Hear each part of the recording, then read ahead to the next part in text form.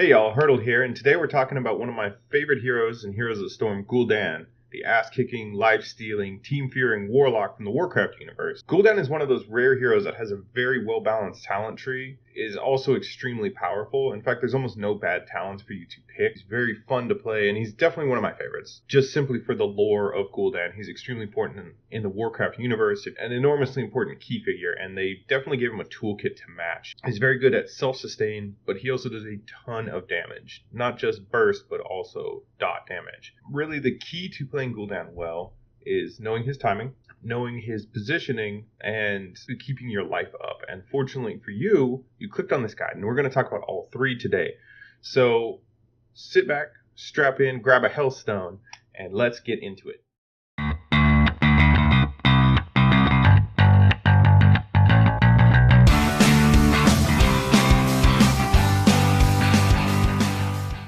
Hi guys, and welcome to my Gul'dan video. While researching, I found that he actually doesn't have any bad builds. In fact, pretty much every talent choice is viable with the exception of one of his ults, and that's only because the other one is so much better.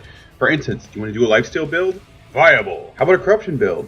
Viable. Fell wave? Viable. Literally any talents picked in any order? Viable. Gul'dan is the idiot-proof hero that should be the intro to the game, not Valo or Raynor or whoever it is now. So you may be saying, well, Harold, why watch your video guide then? To this I say, anyone can play Gul'dan and do damage, but to become an unstoppable force of nightmare takes a little bit more work, and that's what we're here to discuss today. The key to a good Gul'dan player is perfectly balancing your life, your mana, and your damage. Use your D to get mana at the cost of life, and use your lifesteal and some talents to get life. It's honestly a pretty simple cycle, like the cycle of life maybe?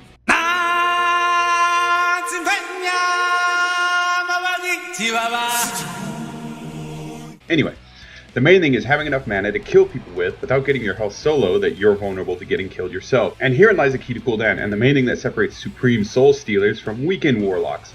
As you play Gul'dan, stick to the backline, don't put yourself in the thick of things, because while you can actually lifesteal through a starring attack, especially when talented, you don't want to have to, and nobody can live through a 5-on-1. Except for Baron, but fuck that guy. You want to stay behind your beefy boys, throwing out corruption pepperonis and send the enemy team surfing into hell on a stream of fell waves. Does that scan? Is that a good joke? No?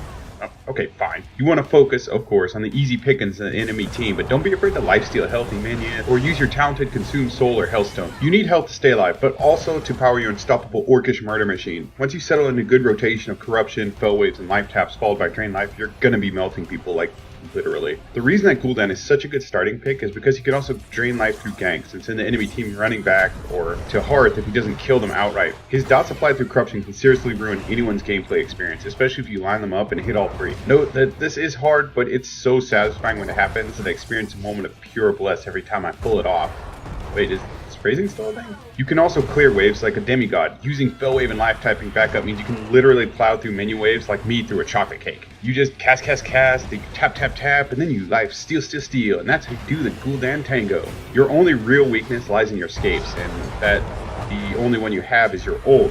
However, even Gul'dan's weaknesses are strengths with the Shade Strong. What does that mean? I don't know. But you can drop 4 or 5 onto an enemy gank attempt and then laugh while your would-be assassins mill around in confusion as you hit them with the Mac truck that is your rotation. It's not uncommon to turn a gank into a counter gank by yourself, which is the second most satisfying thing about Gul'dan. And I meant what I said earlier, there's no non-viable talent path for him. You can pick any spell and focus on it and reap the rewards.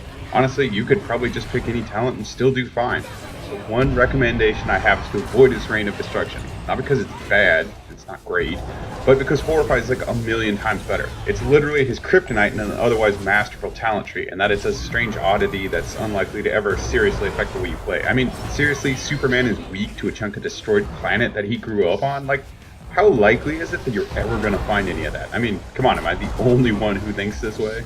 So that's about it for my Gul'dan guide. Honestly, I cannot recommend him enough. Whether you like playing a strong character that has few outright weaknesses, you just enjoy the warlock class type, or you're the kind of sadistic bastard who likes to make his enemies rage quit and uninstall, then Gul'dan is your orc, baby. As always, I am Hurdle. This is my channel. I'm so happy that you chose to spend your time with me. You could be anywhere on YouTube watching cat videos or watching guys on skateboards fall on their balls, but you're here now, and I thank you so much for it. Don't forget to like and subscribe if you enjoy my content, you want me to keep going, and I will see you in the Nexus.